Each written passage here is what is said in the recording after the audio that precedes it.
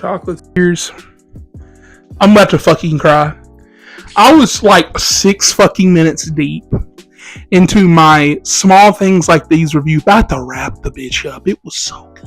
I told multiple jokes that you should like and subscribe for, so it ain't hitting the same for me. I told fucking bad jokes, right? I'll tell one of them here. This film doesn't have any black people, and I said, but it's an Ireland town. You know what? Fuck it. Fuck the joke. There's no black people because it's a fucking Ireland town. It didn't even make no sense. It was fucking stupid. I was trying to get you guys to subscribe. You're not subscribing because I don't fucking blame you, if I'm being honest. I fucking recorded a 6 fucking minute video. And I looked and I said, that bitch ain't even up. I was actually talking to myself. I was actually doing that shit. They're going to put me in an insane asylum. So, you're fucking trying to remember what the fuck I said the first fucking time. So basically, this is the first time you're hearing this. This is the fucking second time I'm hearing this shit. Small Things Like These. Oh, here's one of my jokes. I said small things like these. Thought he was talking about me in the title.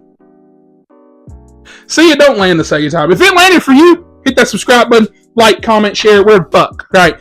So, stars Cillian Murphy, or Cillian Murphy, depending on who you ask, and I'm just going to call him Mr. Murphy for the rest of this review so I don't piss off the wrong crowd. And so, Mr. Murphy is basically in this film portraying a father who works in like this coal mine type organization that he actually owns.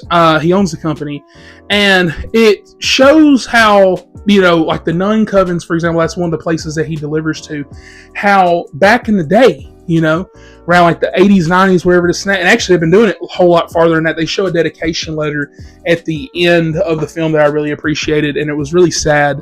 You know, they would like get these women off the street. Like, for example, if like some woman was like, you know, if somebody thought she wasn't doing right or something like that, they would take them here for like behavior, this and that. Or like, oh, if somebody got pregnant, and they would just take their fucking babies, beat and abuse these women. And it's fucking sad because this actually fucking happened. This ain't like no Inside Out 2 where you're sitting there going, oh my God, anxiety, that's so sad. No, this shit fucking happened. Okay. And so this film is not only just powerful, but just the art direction and the cinematography is just so beautiful. Like, Mr. Murphy's character gets up pretty much from, you know, dawn to fucking dusk to dawn, right? And it's crazy because you see his routine, because this movie is like a slow burn, so it really takes his time getting into it. And, you know, like you'll see him scrubbing his hands, like just showing the hard work that he's put in for the day. Just his back's, you know, like he's tired. Like even like that, I love the small detail, like his jacket showing like it's ruffled because he puts the bags on his jacket, and it's showing he's been doing this for a while. And not only that, showing how hard of work it is just tearing up this fucking nice jacket that he has. And, you know, it's cold. People are needing this coal or whatever. But this is a small town, and like most small towns, they talk. You know, this is the type of small town, like I said, they show from the cinematography and everything. Beautifully shot, mind you. I want to keep saying that. This is like the type of small town where, you know, if somebody took a shit down the road, right? If I took a shit, John down the street gonna be like, oh yeah, you hear that big black motherfucker took a shit? And like Timmy's like, hell yeah, I heard the shit. And I'm like, man, fuck you guys. Like, it's like that type of, like, everybody knows everybody's business, whatever. And so this nun coven, you know, like, they're not only like bribing people, but they're also like, you know, everybody sweeping everything under the rug because they can affect their lives. Like, for example, at one point in the film, they kind of allude to the fact, like, hey, you want your daughter getting that good school, don't you? We know she's worked hard for it, but, you know, if you don't do what we fucking say, fuck her education. And I'm just sitting there like, damn, scary as fuck. Like a damn horror movie. I was like, ooh, fuck, ooh. Imagine working all your life and some bitch was like, huh, yeah, you pissed me off. I run this fucking town. You're not going to Harvard. Like, bro, what the fuck? Like, bro, I'd be so pissed. And so that's why everybody's scared. Everybody's like in closed doors, right? And I really like how this story told itself, like I said, not only like a slow burn type of way, but, you know, Mr. Murphy, his character, you know, is having these flashbacks. He's having like this PTSD trauma from his childhood that's getting brought back up because he's starting to witness more of this shit every time he does a delivery at this fucking Catholic school or whatever the hell it is. It's like a prison, what it was.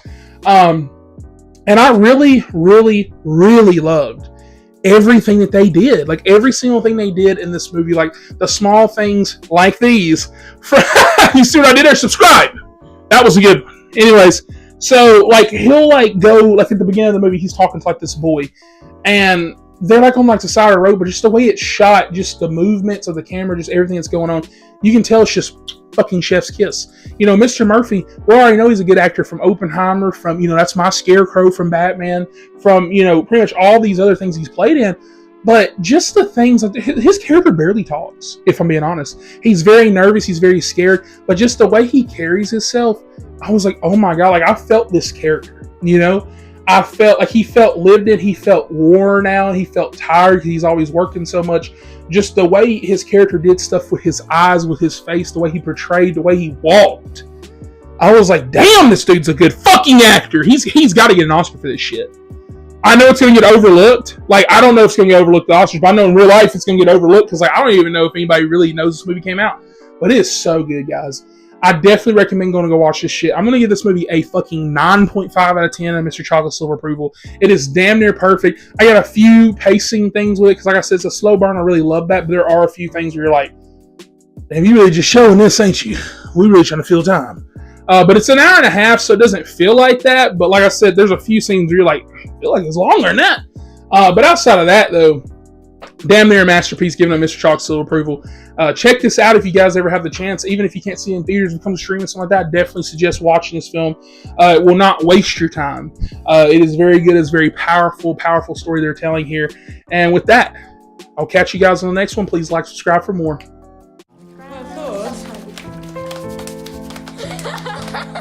Come on, now, finish it. I love my popcorn.